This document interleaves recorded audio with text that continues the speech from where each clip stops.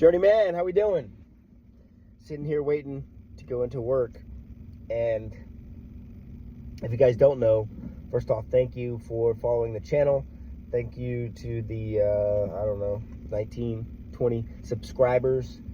Listen, dude, we're just trying to impact lives and change people's mindsets through my personal experiences and the shit I've learned and read about and listened to and stuff like that. So that's what this YouTube channel is about.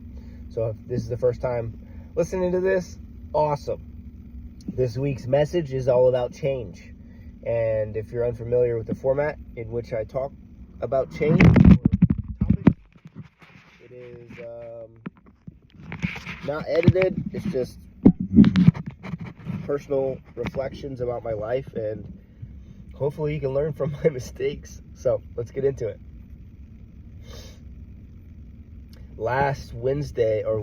This past Wednesday, we talked about change, and I want to continue on because there's multiple examples in my life where I needed to change, and I talked about needing versus wanting. And today I want to talk about what does that really look like in terms of, like, let's break that down and talk about actionable steps, right? Because everyone's like, you need to be disciplined. You need to be disciplined. What the hell does that mean, though? What do you need to do? And that's what I want to talk about. So I'm going to keep that principle, and I'm going to layer that on top of the story that I'm about to tell you guys.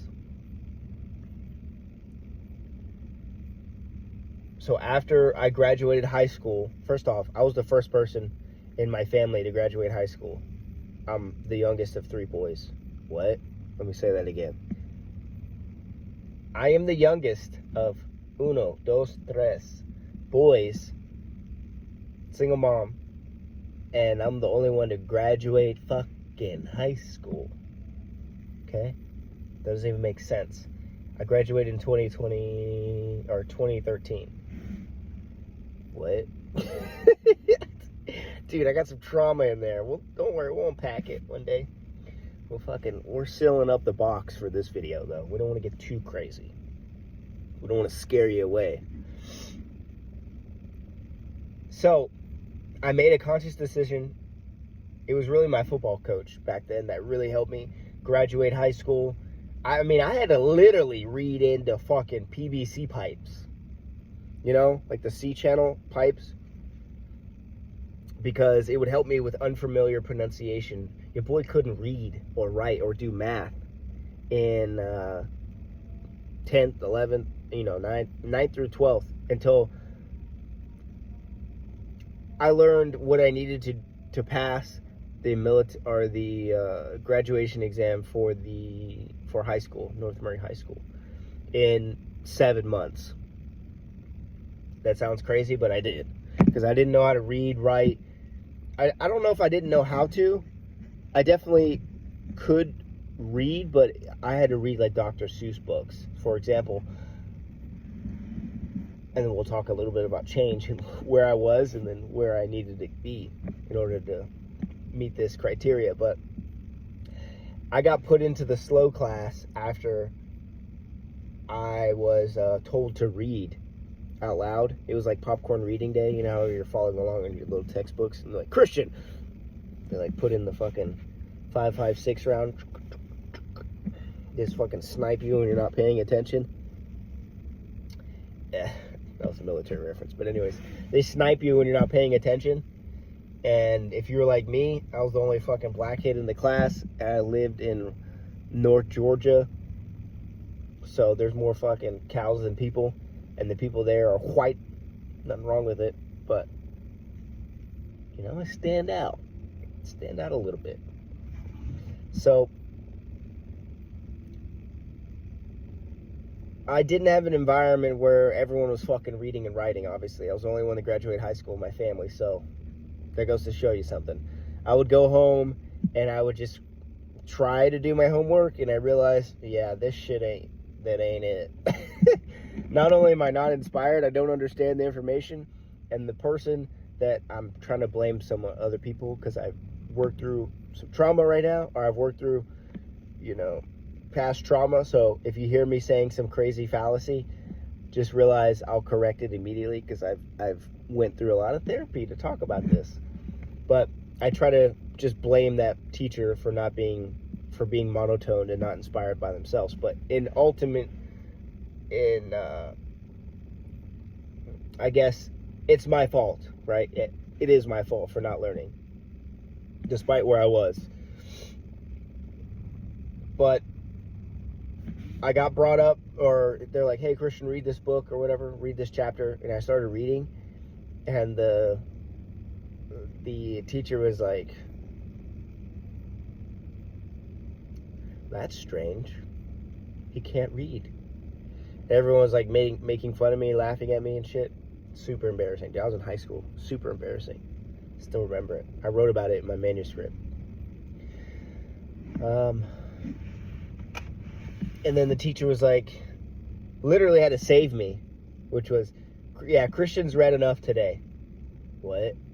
What's even more embarrassing? What's either more embarrassing? The teacher saving you in front of everyone, or you not having the ability to self-reflect enough to say, yeah, I probably should read something when I go home.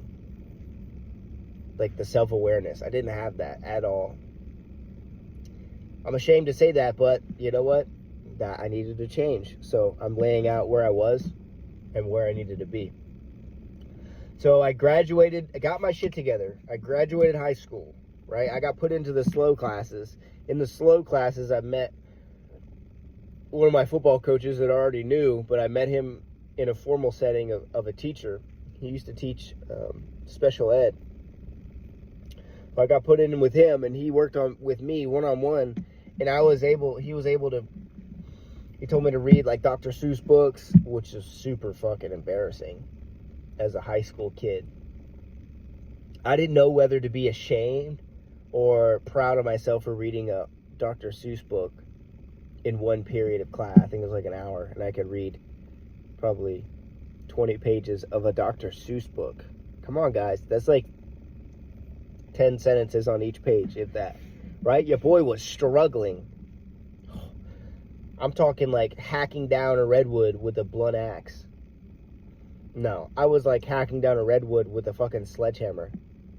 You know what I'm saying? Slow process, dude. Slow process. It was fucking scary, right? I was in an abyss. It wasn't a hole. There was no light. You know when you go down a fucking hole and you see the light, you just keep going until you can't see it up? That's where I was, way down there. So I got my shit together. Thank you so much, that football coach. I don't even remember his name. I just remember my head coach's name. And so I got my stuff together. I graduated high school, 3.0, super proud of that. And I realized that I tried to go to college. No one in my family wanted to even go to college or had any aspiration to go to college, clearly. And I went to the office for the administrative stuff, and they were like, yeah, you can go here, but, you know, you can't, you're going to have to pay us X amount of dollars, which is normal. And then, but you have to take remedial classes because your entrance exam was atrocious. So it was called Dalton State. It was like a little college close to my town in Chatsworth, Georgia. And I believe they wanted some exorbitant amount of money. But I had to take remedial classes, and the classes pushed back my timeline, and I would have been graduating from, like, 2013, I would have graduated in, like, I don't know, like 10 years. It was crazy. Like, something crazy, outrageous. I'm like, yeah, fuck that, dude. I'm not doing that. So that's what I did. I said, fuck that. I'm going to go work at Super Saver, which is like a mom and pop grocery store next to my mother's house. It took me about 6 months. I didn't play any sports after high school, or rather, after football season, senior year, because I tore my labrum in my shoulder. And to be honest, I was just full-time studying. I wasn't really fucking with anyone because I had to study. Graduated 3.0, super proud of that, as mentioned. And then being the first one in my family, you would think that there was like some fucking Hawaiian vacation or something, but no, there wasn't. There was just, attaboy! I crinkled up my fucking graduation thing, gown, shoved it in the back of my 1993 Crown Victoria with the big ass trunk. Boop. And I soldiered on, right? I had a mission to get the fuck out of Chatsworth, Georgia. And I wanted to do it through playing sports, but tore my labrum. And to be honest, I felt dejected after that.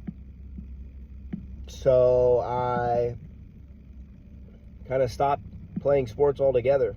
Really, I just started working out. And I had shoulder surgery my senior year. So that took me out of most of sports anyways. I was using that time to study my ass off. And I realized that I didn't want to go to college anymore, so at least not pay for it. So the military was the perfect avenue for me. I needed motivation, discipline, and purpose in my life at the time. So I took the entrance exam, and I got some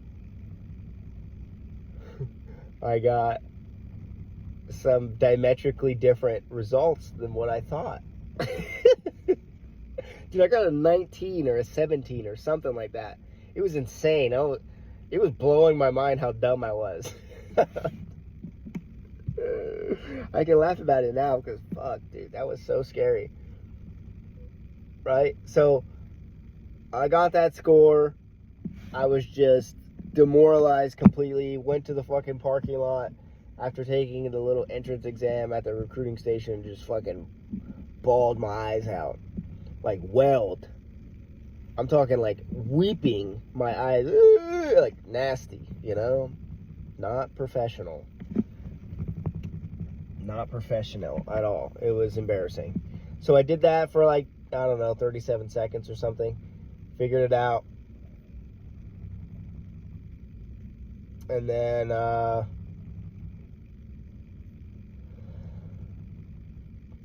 went back in there, got the study guide, and fucking studied my ass off again. And that's where I'll leave it. That's where I was. On Monday, we'll pick it back up. But that's where I was. And I'm starting to put the University of Adversity, because that's my manuscript title name for my book that's coming out. And what I'm doing is slowly talking about the book through personal stories like this, like 15 to 20 minute videos. So that's what I'm doing. But that's where I was, right? To get into, just to graduate high school, that was the story. And then getting into the military was a whole nother fucking story, right? So that's where we're at. So I'll pick it back up on Monday. But change, right? That was the baseline, but here's the actionable steps as mentioned in the beginning of the video. So thanks for sticking around. What I learned to study my ass off. What did I learn from all that? Like, actionable steps. Number one actionable step, there's three. You need to, one, and this came from How Successful People Think, the little small book that you can read. It's like, I don't know, 80 something, 125 pages or something crazy like that.